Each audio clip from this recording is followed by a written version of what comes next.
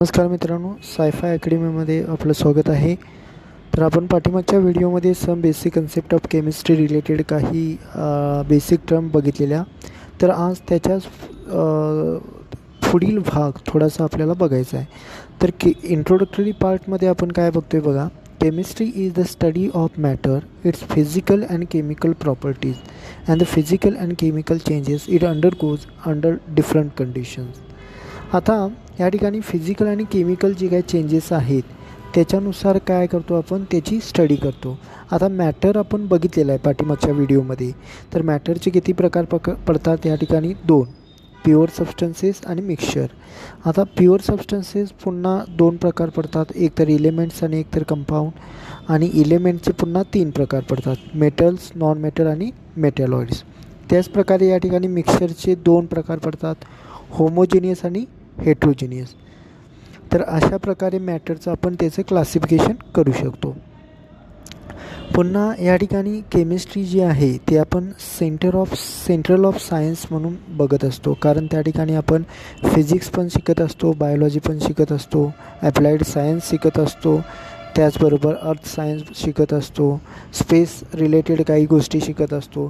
त्याचप्रमाणे त्या ठिकाणी आपण वेगवेगळ्या गोष्टी शिकत असतो. त्याच्यामुळं आपण त्या ठिकाणी केमिस्ट्री जी आहे ती केमिस्ट्री आपण काय म्हटलेली आहे त्या ठिकाणी, सेंट्रल ऑफ सायन्स त्या ठिकाणी आपण म्हणून संबोधलेली आहे.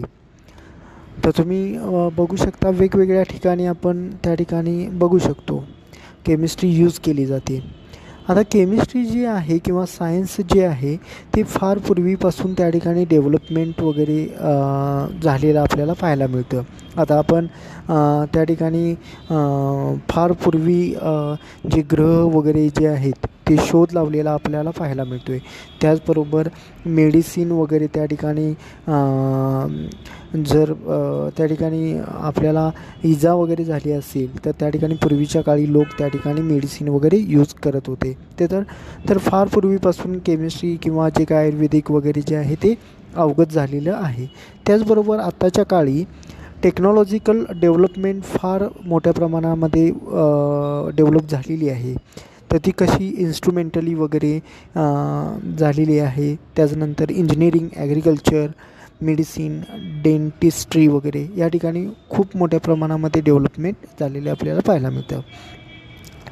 त्याचबरोबर केमिस्ट्रीचं जे नेचर आहे म्हणजेच काय, त्या ठिकाणी डिफरंट टाईप ऑफ ब्रँचेस आहेत. म्हणजे कोणत्या कोणत्या, ऑर्गॅनिक असेल, इनऑर्गॅनिक असेल, ॲनालिटिकल असेल, बायोकेमिस्ट्री असेल किंवा फिजिकल असेल, अशा वेगवेगळ्या त्या ठिकाणी ब्रँचेस आपल्याला म्हणजे केमिस्ट्रीमध्ये पाहायला आपल्याला भेटतात.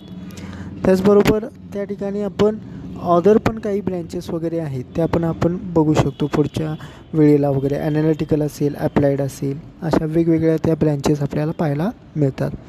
त्याचबरोबर मॅटर जे आहे ते मॅटर आपण पाठीमागच्या व्हिडिओमध्ये बघितलेलं आहे. जे काय स्पेस ऑक्युपाय, जी गोष्ट ऑक्युपाय करते स्पेस त्याला म्हणतो आपण मॅटर. ऑब्जेक्ट आपण पकडतो त्या ठिकाणी. तर आता बघा, प्युअर सबस्टन्सेस जे आहे, प्युअर सबस्टन्सेस वर्सेस मिक्सचर, तर त्या ठिकाणी आपल्याला काही बघायचं आहे बघा. तर सबस्टन्सेस म्हणजे काय, त्या ठिकाणी त्याची क्लासिफिकेशन होतं. एक म्हणजे प्युअर सबस्टन्सेस आणि दुसरं म्हणजे इम्प्युअर सबस्टन्सेस. आता प्युअर सबस्टन्सेसमध्ये पुन्हा दोन प्रकार पडतात, इलेमेंट आणि कंपाऊंड्स. आणि इलेमेंटचे पुन्हा तीन प्रकार पडतात, एक तर चार प्रकार पडतात या ठिकाणी, मेटल, नॉन मेटल, मेटॅलॉइड्स आणि नोबेल गॅसेस. त्याचप्रकारे या ठिकाणी इम्प्युअर सबस्टन्सेसमध्ये मिक्सचर हा प्रकार पडतो आणि मिक्सचरचे त्या ठिकाणी दोन प्रकार पडतात, एक तर होमोजिनियस आणि एक तर हेट्रोजिनियस. तर अशा प्रकारे सबस्टन्सेस आपण वर्गीकरण किंवा क्लासिफिकेशन त्या ठिकाणी बघू शकतो. आता सबस्टन्स म्हटल्यानंतर त्या ठिकाणी काय येतं बरं, तर त्याची डेफिनेशन आपण जर बघितली तर ते केमिकल कॉम्पोजिशन म्हणून आपण त्या ठिकाणी बघू शकतो. They always have the same properties regardless of their origin.